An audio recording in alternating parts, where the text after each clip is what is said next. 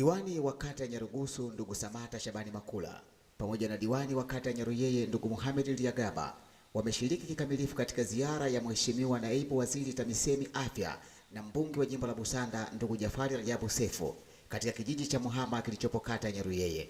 Katika ziara hiyo wamefika katika jengo la shule ya msingi Rwina iliyoezuliwa na upepo siku chache zilizopita. Awali ya yote, mbunge wa jimbo la Busanda na naibu waziri wa afya ndugu Jafari Rajabu Sefu ametumia nafasi hiyo kuwashukuru walimu kwa kazi nzuri wanaokwenda kuifanya katika shule hiyo ya Rwina, lakini pia ameahidi kuhusu maboresho ya madarasa ambayo yamekwisha kuezuliwa na upepo. Shule ya mwaka 1977 kwa sasa angalau inachukua wanafunzi zaidi ya 700.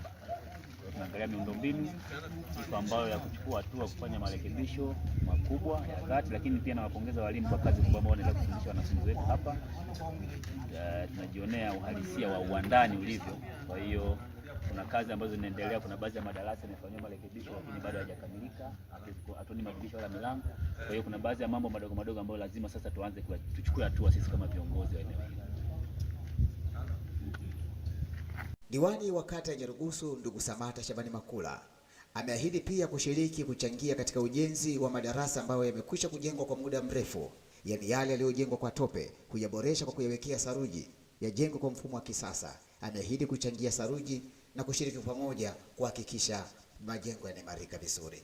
Darasa ni kama haya, angalau kama hili na hili hapa ndio yanayotakiwa, lakini haya mengine ya vumbi kama vile kwanza mtoto anasoma.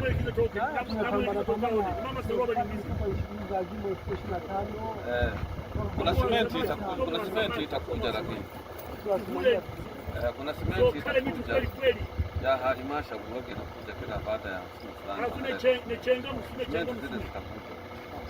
Hayo nafikiri mnaweza mkapata chenga ipige ile ndefu tena darasa nyingine.